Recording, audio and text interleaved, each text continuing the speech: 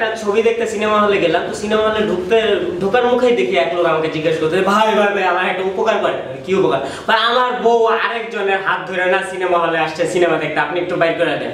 আমি তো সেই রেলা নিয়ে ঢুকলাম, এই হলের মধ্যে কে আছেন যে অন্যের বউ নিয়ে সিনেমা দেখতে আসছেন, তাড়াতাড়ি বাইর হন। দেখলাম আমি সারা সব বাইরে গেছি। হ্যালো Dalian24.com, আমি সজল বলছি।